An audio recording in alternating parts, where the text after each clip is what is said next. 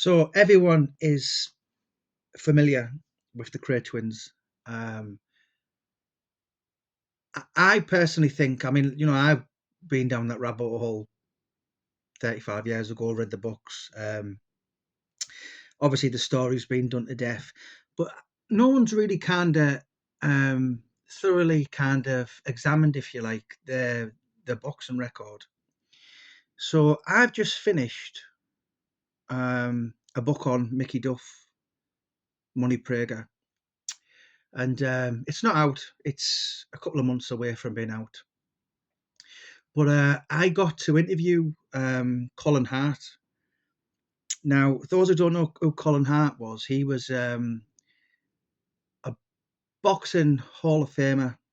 He was a journalist. He was the voice of boxing, really, in Great Britain. I don't care what anyone says. There was nobody who knew boxing like that man. So he was born in 1935. So the twins were 1933. They came from Bethnal Green. Colin came from East Ham, Jewish, and he, as I said, he watched everyone. I interviewed him a couple of times over the years for several books. Lovely, lovely man. I watched him on the telly, and I always thought he would have been a little bit abrupt. He was kind of, when you'd see him on the Steve Bunce boxing hour and that, Peter would give their opinions, and he'd be like, he was the opposite. I spoke to him quite a few times over the years. Um, interviewed him for the Paul Sykes book, interviewed him for Tales of Pugilism. Uh, Negus one, was it Roy Shaw? Various books, and obviously on the Mickey Duff one. And I asked him what were they like, and his exact words to me were, um, they were only hard when they had a gun in the hand. Um, Mickey Duff says in his 1999 book, I think to quote exactly something like he said, they were absolutely useless. He said Reggie was better than Ronnie, but he used obviously Duff did some of the matchmaking. Those are the days when obviously there's the York Hall. People know the York Hall, but back then it was the Marland Arena, it was the Shoreditch Town Hall, it was Leytonstone Baths, a lot of small hall shows, and of course Mickey Duff. He was born in 1929, so he grew up on Hanbury Street in Spitalfields, which is about a 6-minute walk from where the twins grew up, on Valence Road. Duff 29, Kray's 33. So there was only 4 years difference. And Colin said to me, people talk about them. Basically, I think one of the what else did he say to me? People in the industry or in the boxing world, they knew what they were, and that was the reason why Mickey Duff barred them out of his show in 1965, out of the and Anglo and Anglo and American. It was Hilton Hotel, I think it was, and obviously they hadn't become cold-blooded murderers by then, but people knew what they were. But yeah, Mickey Duff actually said out of them, he said Charlie was the one who you could kind of talk to him. He said obviously his brothers, they were just basically you couldn't really get conversation going. I know Mickey Duff said something like, Charlie was okay in small doses. You could maybe talk to him for maybe 20 minutes, but totally different kettle of fish to his brother. So yeah, do you know the last couple of years I've had access to the archives, and I've dug everything out. So what kind of what gets said about the Krays and the murderers and the glamorous and the suits and all that kind of nonsense, um, which is really what their legacy will be and how will be remembered. But as fighters, as pugilists, the noble art, very average, very, very average, apparently. So you've got to look at the records. Now, Charlie, 5'10". I know in the books, Reg says something like he was 5'8.5", which is my height, which is incorrect. So the box rec on their website have it as 5'7". Ronnie is 5'9", and in the books, he always said he was 5'10". I would side with box rec. You know, obviously they go basically off the medical, where they were weighed, what the height was. Charlie 5'10", but in actual fact, the three boxers, if you have a look at their records, obviously, you know, I mean, Reggie's was impeccable. 7 fights, 7 wins, two knockouts, but didn't fight anyone of any significance. Now, if you have a look at, I was going to say 7 opponents. I think he boxed one. I'm sure he boxed one twice, and I know him and Ronnie shared 1 or 2 opponents. But if you have a look at Reggie Cray's professional, I know on his deathbed, Reggie Cray said I had 55 amateur fights, 150. That's very hard to, you know, I mean, you know, there's no way of really proving that amateur people can, unless you've got a medical card, which is, you know, it'd have to be something like 80 odd years old now. Yeah, you know, it's that can't be proven. But of course, to box under the Queensberry rules as a professional fighter, that can be, you know, although but saying that, you know, I think Mickey Duff's record is something like 45 on box rec. When actual fight, he had something like 69 professional fights, all by the age of 20, which is, you know, that's astounding. It really, really is. But Reggie Cray, 7 fights, 7 wins, 2 knockouts. Against, there's nobody of any worth. You know, none of the people he fought as a professional went on to do anything. Obviously, in those days, there was no English title, but of course, there was the Southern area and all this kind of thing. And none of his opponents had any, you know, basically, they were padded records. You know, as a fighter, apparently, Colin Hart said to me, Reggie couldn't really punch. He said he had a not bad left hook. You know, he said he was a decent mover. Where he said Ronnie was a raw novice. Ronnie was like, what was it he said to me? He was just kind of brute force. He was just kind of march. So Ronnie's record was something like 4 wins, 4 knockouts. He's 1 retired. So technically, it's classed as a KO. 2 losses. 1 he got beat on points, and then 1 he got disqualified for. Still a good record. 4 wins, 2 losses, 4 knockouts.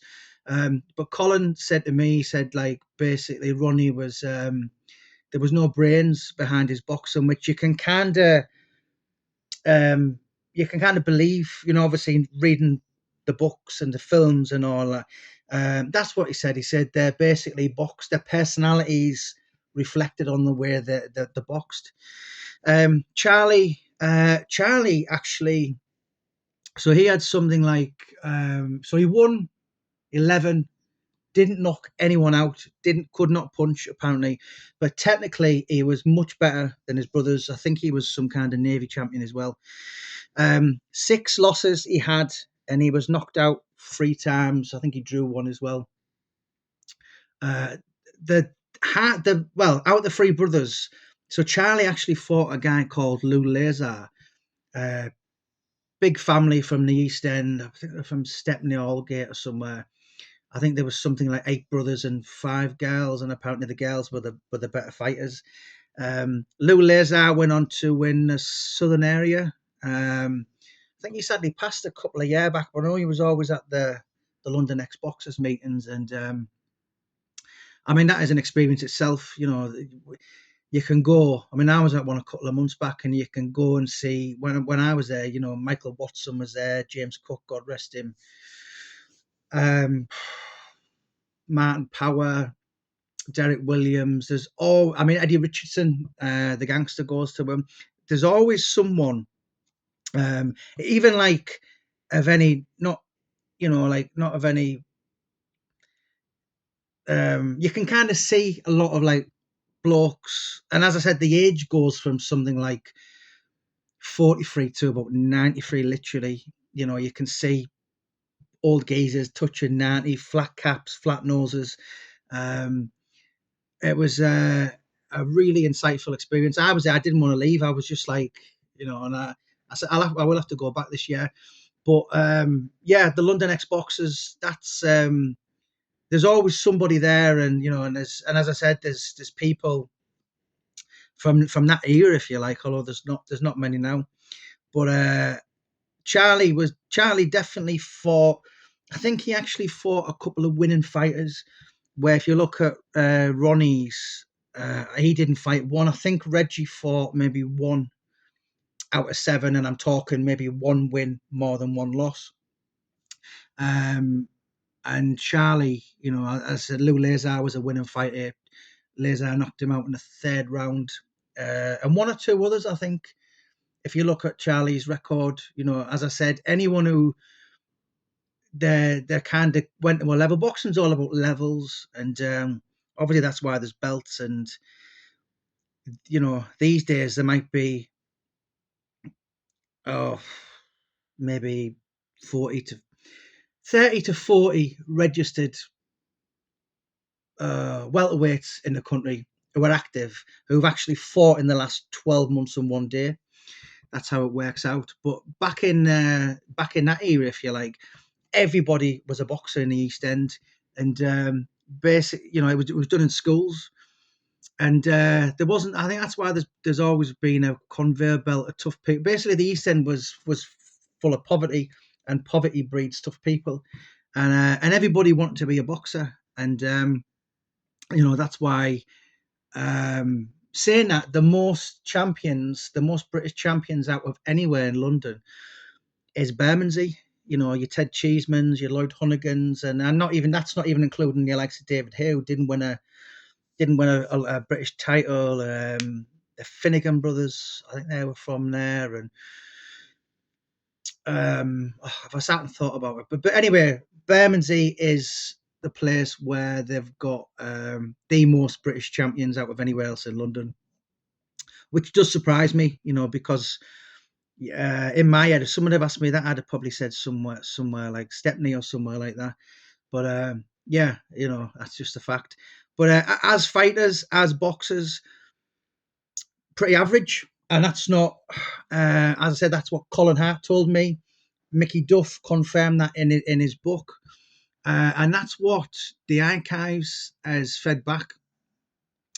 I found boxing programs from 1950, like in detail the fights and all this, and I found some amazing things. The archives is just like it's yeah, it's absolutely fascinating. It's anyone who if you can go on the British archives, and you can go into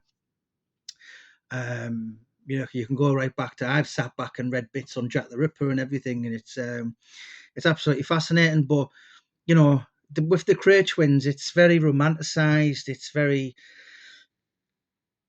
There's a lot of tall stories that have been linked, and it's snowballed and it's escalated, and well, everybody's dead, so there's nobody will say, well, actually, that's not entirely true. And the films have come, and documentaries and the books, and that will never diminish in our lifetime. And I think the most not special. I think the most unique thing about them, um, two things for me. Obviously, they were twins, which is special, and it's a name. Now, I've never met anybody in life called Kray. I know there's a few people on Facebook name themselves that kind of thing, but I've just never met anyone. I go to work and there's a Bob Smith and there's a, a Roger Walker and all this kind of. Yeah, I've never met a Kray in any walks of life other than them. So the name is, as I said, it's kind of it's on its own. It's as I said, I defy anyone to tell me have they ever met a Kray. That's not linked to that family. I haven't. I really, really haven't. I think the name. I don't know whether it was German or it was Jewish. It's not British, and it's as I said, I defy anyone to say, oh yeah, we've got a Ruby Cray in our reading group. It just you know but as boxers, that kind of spoils the myth, if you like, of Tom Hardy played him and Martin Kemp played him, and there were these outstanding, classy, pugilistic warriors, which absolutely not true. And you can kind of, if you just go on Box Rec, and if you can just click on to every person that one of the three brothers fought, as I said, the only one who have with any kind of title next to his name was Lou Lazar, who knocked Charlie Cray out in 3 rounds. So yeah, obviously they had boxing in the blood, um, and I read a quote from the archives, and Reggie, I think it was something he said, when I packed in boxing, I started getting my left hook together, and that played a big part in my street fights. And there were, I've absolutely no doubt, there were tough, hardened, wicked brutes, but in a under a Lord Marcus of Queensberry rules, and yeah, I just don't buy into it. From what I've read and who I've spoken to, and as I said, Colin Hart only sadly passed a couple of months ago. And I have spoken to people over the years as well. John Spencer, he'd have been about, I think John would have been about 87 if he'd have been in now, and John was a walking encyclopedia, So John Spencer actually fought Billy Walker. For those who don't know, Billy Walker he was kind of like a glamour. He kind of was a heavyweight, had the looks. He was from West Ham, and he never, he never really did what massive ticket seller. I think he fought Joe Bugner, but he didn't really do anything. But he was in and around that era, if you like. So, and I sat with John Spencer, and he told me many, many stories, not gangster stories, just like kind of, boxing. Yeah, and yeah, and as I said, I spoke to a couple of other people, and the archives is just if you know where to look, you could, and you know what you're looking for, and I've did it with the Lee Duffy books. I sat in the Teesside archives, and I obviously, you've got to type in a date, and a lot of my foundations were in the books were built on archive information, and as I said, you can go on there and you can type in, you can read from the Star, from Jack the Ripper's era. Absolutely fascinating. But yeah, sorry to spoil the myth, but as boxers, very, very, very plain Jane. And out of the three, Charlie was the guy who, obviously he had 6 losses, knocked out 3 times, but he fought at a better level. As I said, Lou Lazar, I'm sure there was another one, name escapes me at the minute. Fought a winning fighter, not someone with a title, and I think he did get knocked out. But certainly in the case of Ronnie and Reggie Cray, the records were just extremely padded, and obviously back in those days it was very poor pay. If you box often enough, then I'm sure it would have been. Mickey Duff had something like 69 professional fights from the age of 15 to 19. And the reason he fought so often was obviously like money. But yeah, that is just based on factual research. Is yeah, nothing really to talk about, and it's certainly regarding the craze British under the British boxing border control.